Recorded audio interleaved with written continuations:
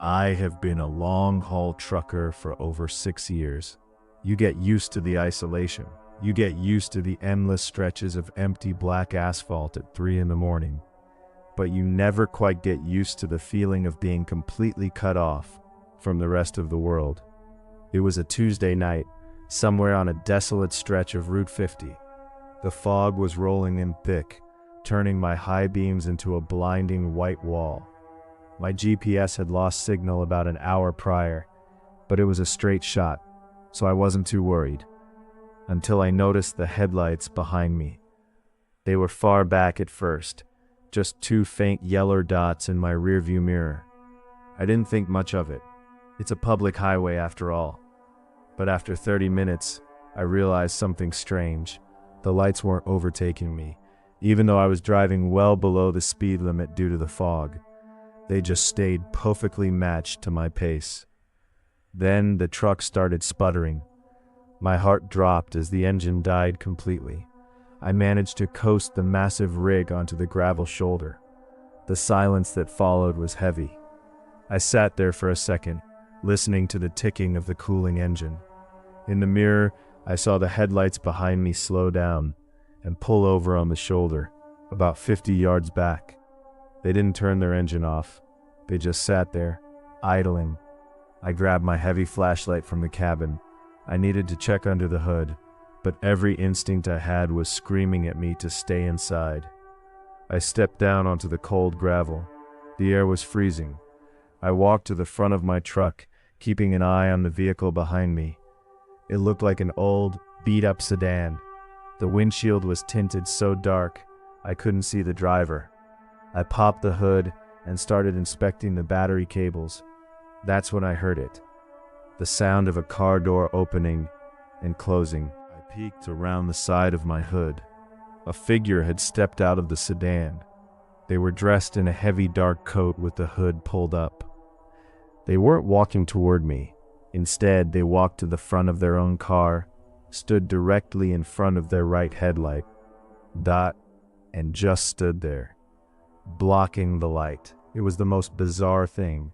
Through the fog, I could just see their silhouette. They stood perfectly still for a full minute. I froze, holding my breath, watching them. Suddenly, they began to walk forward, not down the road, but into the tree line on the right side of the highway. They vanished into the dark woods. I felt a wave of relief, thinking maybe they were just looking for a place to relieve themselves. I turned back to my engine, quickly tightening the loose terminal cable. I climbed back into the cab and turned the key. The engine roared to life. I looked in my rearview mirror to check on the sedan before pulling out. My blood ran cold. The sedan's passenger door was wide open. The interior dome light was on, casting a dim glow inside the empty car. And then I noticed something else in the mirror, a dark shape right behind my truck's cabin. Someone was climbing up my rear ladder. I didn't think. I threw the truck into gear and slammed on the gas. The tires spun violently on the gravel before catching the asphalt. As the truck jerked forward, I heard a loud thud against the back of the cab, followed by the sound of something heavy falling onto the road behind me. I didn't stop driving until I reached a well-lit gas station 2 hours later. When I got out to inspect the truck, I found thick, muddy handprints all over the metal handle of my rear cargo door. Whoever was in that car had no intention of asking for help. They were waiting for me to get distracted, and to this day, I wonder how long they had been tracking my truck before they finally decided to pull over. My girlfriend and I were driving back from a wedding across state lines. It was nearly 2 o'clock in the morning, and we were both exhausted. Maya was fast asleep in the passenger seat, and my eyes were burning from staring at the dotted white lines of the highway for 4 hours straight. I saw a blue sign ahead indicating a rest area in 2 miles. I decided to pull over just to stretch my legs and splash some cold water on my face. When I pulled into the rest stop, it was completely empty. No 18-wheelers, no family road trippers. Just a single concrete restroom building illuminated by a flickering, buzzing fluorescent light. I parked near the entrance, leaving the engine running and the heater on for Maya. I stepped out into the damp night air. The silence of the highway at night is always eerie, but this place felt completely dead. I walked into the men's restroom. The air smelled strongly of bleach and rust. As I stood at the sink, washing my hands, I heard a faint sound coming from the disabled stall at the end of the row. It sounded like someone was softly tapping their foot. Tap, tap, tap. I froze, looking at the reflection in the dirty mirror. I hadn't seen any other cars outside. I thought maybe it was a traveler who had been left behind or someone sleeping.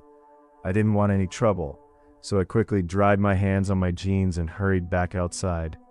When I walked out to the parking lot, I noticed something that made me stop dead in my tracks.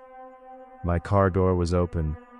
Maya was still in the passenger seat, but she was leaning heavily against the window, still sound asleep. The driver's side door was swinging gently in the breeze. I knew for a fact I had closed it. I rushed over to the car, my heart hammering against my ribs. I climbed in, slammed the door, and locked it immediately. The noise woke Maya up. She blinked, confused, asking me what was wrong. Before I could answer, I looked out the windshield. About 30 yards away, near the edge of the dark woods surrounding the rest stop, a man was standing under the tree line. He was wearing bright, mismatched clothing, a yellow jacket and red pants, which made him look deeply unsettling in the dark. He was staring directly at our car, and he was smiling, a wide, unnatural grin that I could see even from that distance. I put the car in reverse, but as I glanced in my backup camera, I gasped. Another man was standing directly behind my rear bumper. He was wearing the exact same outfit, the yellow jacket, the red pants. He was leaning forward, his face just inches from my rear camera lens, staring into it with that same frozen smile. They were twins, or they were wearing some kind of uniform. I panicked. I shifted into drive, cranked the steering wheel, and swerved hard around the man in front of us. As we sped past him, he didn't run away. He just stood there, slowly turning his head to follow our car, his hands pressed tightly against his sides. Maya was screaming, asking who they were, but I couldn't speak. I just flooded the accelerator, bursting back onto the empty highway, pushing the car to 90 miles per hour. We drove in terrified silence for the next 20 miles, until we saw the bright lights of a major highway exit, with several open fast food places. I pulled into a crowded gas station, my hands shaking so badly I could barely turn off the ignition. I called the state police to report the men at the rest stop. The dispatcher took my information, but her voice sounded exhausted, almost routine. She told me they would send a cruiser to check it out, but then she muttered something that still haunts me. She said they had received 3 similar calls about that specific rest stop over the past month. Every caller reported the same 2 men in matching clothes, but the dispatcher added that in the previous cases, the drivers had actually unlocked their doors to go check on them. I still don't know what would have happened if I had arrived at my car just 10 seconds later.